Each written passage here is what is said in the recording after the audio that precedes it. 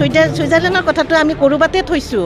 আনকি এই নিবনুৱাক যে সংস্থা দিব পৰা নাই এইটো কিন্তু আটাইতকৈ লজ্জাজনক কথা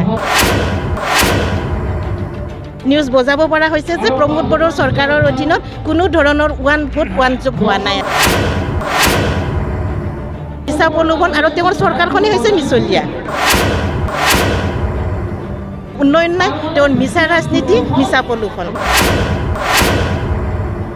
বৰ্তমানৰ UPPLৰ প্ৰমোদ বড়োৰ চৰকাৰ তেওঁ জগৰীয়া আমি কোনো পধ্যেই সুৰক্ষিত নহয় কাৰণ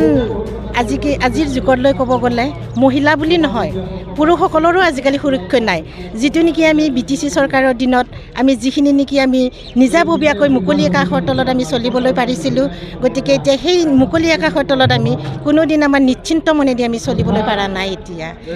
আমাৰ চৰকাৰটো বৰ্তমানৰ UPPLৰ প্ৰমোদ বড়োৰ চৰকাৰ তেওঁ জগৰীয়া নাই সুইজাৰলেণ্ডটোতো বাদেই দিয়ক সুইজাৰলেণ্ডৰ কথাটো আমি ক'ৰবাতে থৈছোঁ আনকি এই নিবনুৱাক যে সংস্থা দিব পৰা নাই এইটো কিন্তু আটাইতকৈ লজ্জাজনক কথা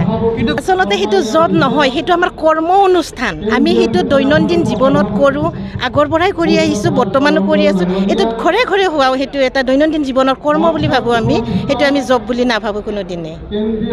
ওৱান জব বুলি ক'ব লাগিলে আমাৰোতো ল'ৰা ছোৱালী আছে সিহঁতেওতো পাব লাগিছিলে গতিকে মই নিজৰ ঘৰতেই দেখা নাই গতিকে আৰু আনৰ ঘৰৰ কথাটোতো মই আৰু ক'বলৈ আৰু নাযাওঁ আপোনালোকে সেইটো ব্যক্তিগতভাৱে আপোনালোকে নিজে দেখা পাই আছে আৰু সম্পূৰ্ণ চেনেলবিলাকেও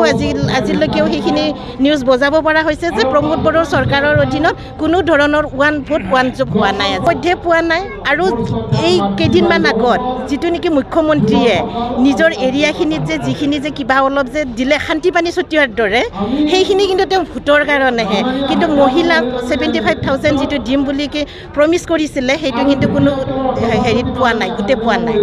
এইটো সম্পূৰ্ণভাৱে মিছা কথা সেইটো জনসাধাৰণেও ক'ব BTCৰ দিনত চৰকাৰ আছিল BTCৰ দিনত শান্তি আছিল নে BTRৰ দিনত শান্তি আছে সেইটো জল পটপট সূৰ্য যেনেকুৱাকৈ আমাক পোহৰ দিয়ে যেনেকুৱাকৈ ৰাতি হ'লে আন্ধাৰ হয় সেনেকুৱা ধৰণৰ কথা কোনো ধৰণৰ ফ্ৰীডম নাই নহয় তেওঁ মানে সম্পূৰ্ণ